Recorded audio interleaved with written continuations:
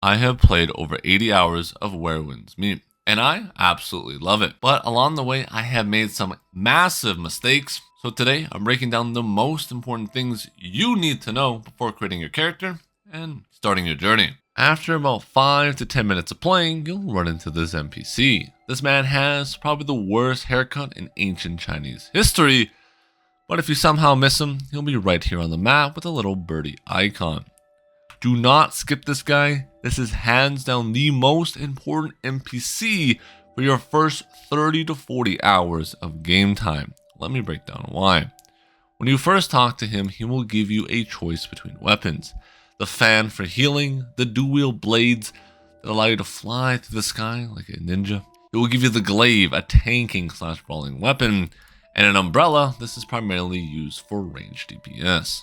You can unlock these weapons whenever you want later on. You'll just need to do the certain quest and get a certain item to do so. You'll probably get your next weapon about 5 to 10 hours into your playthrough, so do keep that in mind while you're making your first decision. But here's the catch. One of these weapons is hands down 10 times better than the rest. Let me break down why. The fan is an absolute necessity if you're playing solo, and especially if you're on a harder difficulty. This thing gives you a massive amount of healing across the board, allowing you to spam your own healings, giving you a lot of self-sustain, while saving on some key resources. One of the reasons why the fan is so valuable and a must-have is simple. You don't get a lot of healing potions or food that help you sustain out of combat. While you're fighting, you will be taking a lot of damage and be getting absolutely blasted into oblivion. And because of this, you'll be forced to heal. Now you can use your potions, which for me is on my 7th key.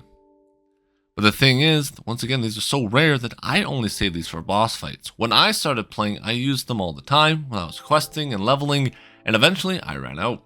And when I fought a boss, I had no healing, no sustain, and it made boss fights 10 times harder. Now you can cheese this by switching the difficulty to easy, but that's not satisfying. So I highly recommend taking the fan if you want to save on consumables for later on, want to have it easier and more fun time playing the game. But if you really are against the fan strategy, take the dual-wield blades, as these things do give a solid amount of healing as well. As with their ultimate, they allow you to shank yourself, and then every hit will give you a percentage of HP back. Now, let's talk about something you'll regret. Ignoring the map icons. Trust me, understanding these early on will allow you to prioritize what you want to do and what you want to level. First, the fire icon.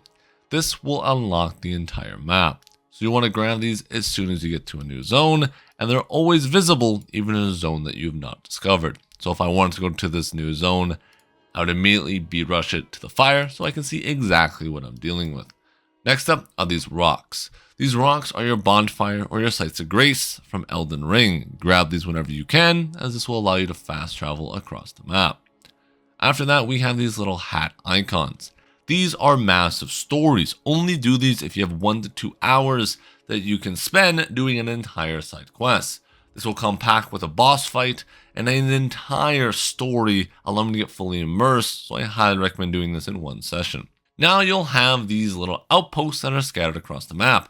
If you want better loot, this is a great place to go. You'll be able to kill a bunch of mobs, getting better gear. It's like raiding an enemy hideout, challenging, but very rewarding. You'll also have these books that are scattered around the map. These will give you upgrade materials, that's what these are, and a little piece of paper. This can sometimes be a skill, or more than likely just more upgrade materials for your skill. Then you will have a skill book. These ones are a top priority if you ever see them, as these will generally unlock either A, a passive, or B, a martial arts skill that will just make your character more strong.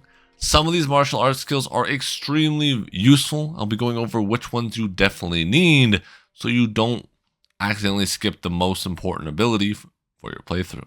And now the main story marker will be this icon right here. You can do this whenever you want. That's the main story. You will also be able to zoom in closer to the map, and you'll see this little wolf icon. This is a world boss. You can ignore this and do this whenever you like. There is no penalty to taking your time or going back to a different zone whenever you're feeling a bit frisky. But something you should never ignore is your weapon levels. Things are super important. For example, going from 50 to 80 will almost double your damage or healing. And because of this, you want to make sure you stay on top of your game. A good rule of thumb is your weapon level should match your current level. So since I'm 86, the weapons I'm using should also be 86. Now do keep in mind, upgrading these can get extremely expensive, almost bankrupting your character. This cost me 60 pieces of paper and 15 blue stone. Basically, I'm going bankrupt by upgrading this any further, but it's my main weapon, so I have no choice. But a good rule of thumb is after about level 20, maybe to 30, your weapons will start getting much more expensive, so I would say you have to make your choice by that point in the game, or you will regret it later on. You could always refund the materials that you used to upgrade your weapon. Only downside is you lose, I believe, 20 to 30% of them in total, meaning it's quite a costly endeavor to switch your builds later on. So I would highly recommend knowing what you want to play by level 20. While you are out in the world, you'll be able to interact with NPCs in a vast majority of different ways, playing games, doing quests, but most importantly, robbing them of their goods. Some of them will have useless stuff like a sack of potatoes, or others can have healing items. This will force you into a choice. Do I steal or do I don't? The choice is up to you, but the consequences are very real. Think of GTA's wanted system. The more severe the crime, the more severe the punishment. And the more guards that will come after you, try and hunt you down. And if you commit a crime so severe, like murdering multiple civilians, players can come and kill you and, well, claim a bounty on you. Now you may say that's not too bad. It gets pretty rough. The worse the crime you commit, the longer your jail sentence can be. I'm not talking a couple minutes, I'm talking hours on end. You can spend up to probably 12 hours of real life time in the jail, depending on how bad of the crime you commit. Now luckily you can bribe the guard inside the jail.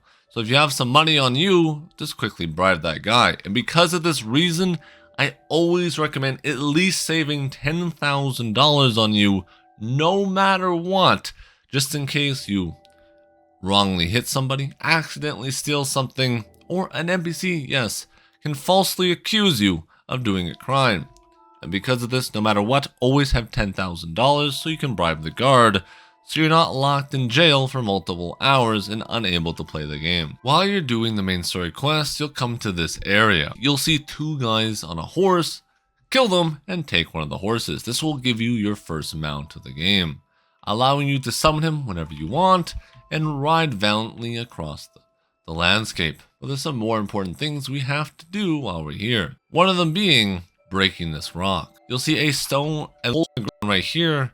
You'll have to jump up and then click, for me it's 1, and do a massive grand slam to break it. This will allow you to open up the dungeon and go explore. On top of that, you will see a frog dude sitting here jumping like a little frog. If you watch him carefully, you will learn the martial arts skill, Ribbit Ribbit, allowing you to jump also like a frog. So an important note is you might find something extremely valuable when you don't know it. Look for NPCs doing martial arts or doing something weird, and generally you'll be able to study them and learn an incredibly important techniques. While you're exploring the map, you'll come across butterflies. They'll be blue, red, and gold. Always follow them, as they will lead you to premium loot. The red ones will bring you to a shrine like this, and you can tell how many more red butterflies you need to find by the amount of sticks in the pot. For blue, they'll just take you to a flower, and gold will take you to a view. Always do these. While you are running around the map, you will see this birdie icon. You can see it in the top left of my screen. This is hands down one of the most important things to get. More important than your quests. More important than anything. If you see a birdie, you get it. They'll come in multiple different shapes and sizes. For example, this one's a grasshopper. All I have to do is walk over to him and catch him, and he will go right into my pocket. Now there will be a few other versions of these. One, you will see a red flower that will have a little red thing above it. You just have to jump up and touch it and you'll get that reward. But more importantly, you'll have this purple one. This purple one's a bit more confusing and one I didn't quite understand until later on. While you're next to it, you'll see these purple butterflies flying above it. Shoot them down like a good AA battery and the flower will die. If you can't find the second one, hit V and you'll come into this game mode. Then follow the purple line and you'll easily be able to see the next one and shoot that one down as well. Walk over and claim the flower, as these are extremely important to upgrading our character's power throughout our leveling process. You will also find one more that'll be another bug, sometimes can be hiding under rocks like this.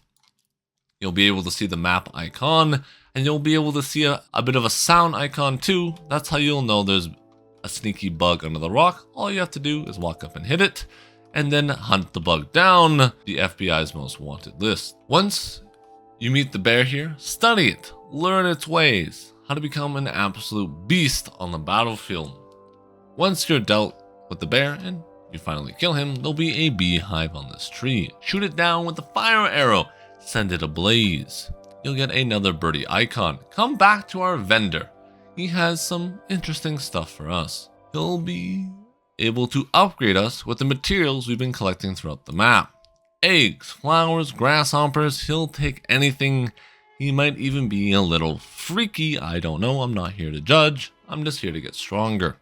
Upgrade whatever you like, but a good rule of thumb, just follow the main path, as it's generally the best way to do this. They give the best rewards, they give skills, and most importantly, they upgrade your stamina bar. And stamina bars, that's everything in these games. Another very important fact is fire arrows. These things are an essential part to your kit, not because you're a pyromaniac and you want to burn down the entire world, but because they're extremely useful in a vast majority of quests. Never ever go into a dungeon or anywhere on the map if you do not have fire arrows. You could be locked out of a certain chest, a certain area, because you won't be able to burn it down like the maniac you are. So, good rule of thumb, keep about 20 to 30 of these on you at all times to make sure you can do whatever content you want. Whenever you come to this point on the map, you'll see an NPC. He is probably one of the most important NPCs to talk to in the entire game. Why? He gives you the finger ability. This allows you to play with your opponents in multiple different ways. But most importantly, it unlocks materials, which we're all greedy goblins here. Very important, as this will allow you to do certain quests, avoid certain boss mechanics, absolute necessity to grab. Do not skip this guy, you will regret it later, as fingering people is honestly one of the best experiences I've ever had in an MMO. Let's talk about one of the biggest screw-ups, the difficulty section. When you boot up the game, you'll be given this menu: easy, medium, and hard. You will be able to change these difficulties throughout the game. So if I want to fight a boss in a more challenged state, I can easily switch it from hard to easy, just in case I want to drool all over my keyboard. Now, you can't change the difficulty while in combat, but once you die and you're at the bonfire, you can easily switch between easy, medium, and hard. But something you cannot change once you start your character is the horse game mode. All this does is give the bosses more HP and more damage, just like all the other ones. But the cool thing here is whenever you kill a boss, you get a cool number next to your name, showing that you're a Giga Chad at martial arts. Your nameplate will also glow red, and that's about it. None of these difficulties affect the MMO mode, so any dungeons, raid, or PvP, these difficulties have no impact. Nor do these difficulty settings give you more loot, more XP, or anything like that. They're just purely for flexing and whatever the vibe is that day. And number one, boys, never skip a cutscene. They're not just dialogue, they're cinema. And if you found this helpful or just had a laugh, hit that like button and subscribe. And check out this next video, it's packed with even more tips and secret mechanics you'll need to know.